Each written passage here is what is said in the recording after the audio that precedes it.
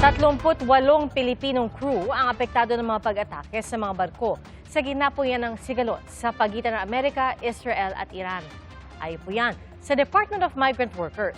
At sa ulat ng Reuters, hindi bababa sa 6 na barko ang nakaranas ng pag-atake sa Persian Gulf, sa bahagi ng Iraq at United Arab Emirates. Gayon din sa Strait of Hormuz. At yan po yung makitid na daanang nasa pagitan ng mga bansang Iran at Oman. Iniugnay nito ang Persian Gulf at ang Gulf of Oman palabas ng Arabian Sea at patungo sa Asia. Nasa 20% ng langis na kinukonsumo ng mundo ang dumadaan sa Strait of Hormuz. At dahil sa naiipit na supply bunsod ng sigalot, sumipa ang presyo ng krudo sa buong mundo. Yan po ang pinakamatinding oil supply disruptions sa kasaysayan ayon sa International Energy Agency o IEA.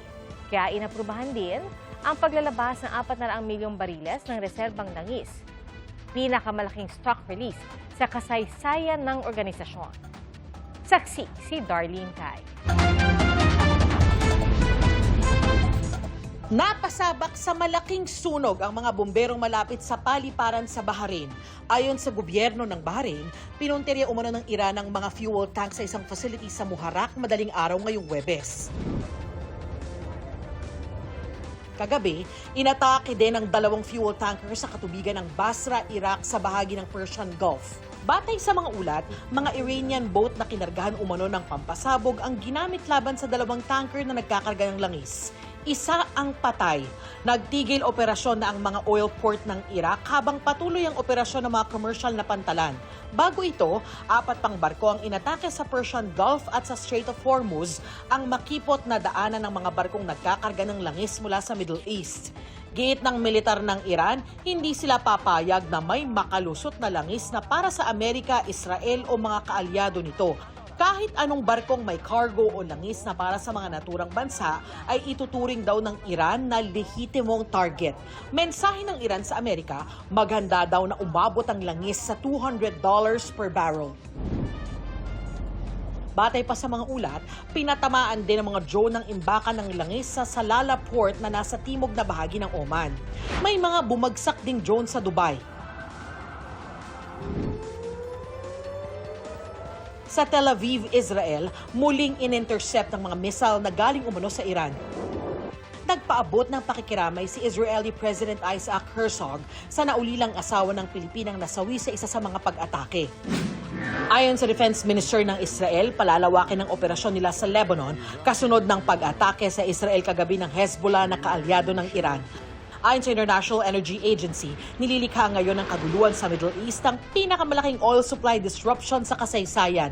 Dahil sa pagkakaharang sa Strait of Hormuz, inaasahang babagsak ng 8 million barrels kada araw ang global supply ngayong Marso, nakatumbas ng halos 8% ng kinokonsumong langis ng daigdig.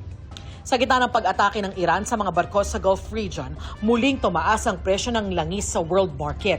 Inaprobahan na ng member countries ng IEA ang paglalabas ng 400 million barrels ng reserbang langis para maibsan ng taas presyo. Ito raw ang pinakamalaking stock release na inaprobahan nila mula nang itayo ang IEA noong 1974.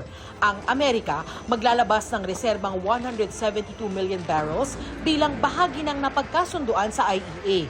Nagsabi ring maglalabas ng oil reserves ang Japan. Ayon sa DMW, may mga Pilipinong tripulante na kumpirmadong apektado ng mga pag-atake. 21 Pinoy seafarers ang sakay ng isang tinamaang barko, 17 naman ang sakay ng isa pa. 38 in all are safe and they're headed for safe port. And we are in touch with the manning agency and the ship owner in terms of bringing them to safer port and also other measures that will ensure their safety. Also reaching out to the families as instructed by the President in terms of assuring them of this good news, reassuring news. Sa ngayon, may 7,300 seafarers sa gitnang silangan ayon sa DMW. Binigyang diin din ni Kakdak na may right to refuse o karapatang tumanggi ang mga Pilipinong crew member na maglayag sa Persian Gulf, Strait of Hormuz at Gulf of Oman habang nagpapatuloy ang giyera sa rehiyon. Bahagi raw ng karapatang yan ang pagbibigay sa kanila ng 2 buwang sahod at libreng repatriation o pagpapauwi sa Pilipinas alinsunod sa napagkasunduan ng International Maritime Labor Stakeholders. Patuloy pa rin hinahanap ang Pinoy seafarer na nawala ng tamaan ng missile ang sinasakyan niyang tugboat sa Strait of Hormuz noong nakaraang linggo. Sa gumugulong na investigasyon, nakitaan na raw ng paglabag ang may-ari ng barko dahil hindi nila isinama ang Pinoy seafarer sa rehistro, sabi ni Kakdak. We continually hope and pray na makita siya, and also the President has directed us to support the family, to be there for the family. So Admin PY Kaunan and myself have sent our respective teams on the ground. Para sa GMA Integrated News, ako si Darlene Kayang, inyong saksi. Mga kapuso, maging una sa saksi. Mag-subscribe sa GMA Integrated News sa YouTube para sa iba't ibang balita.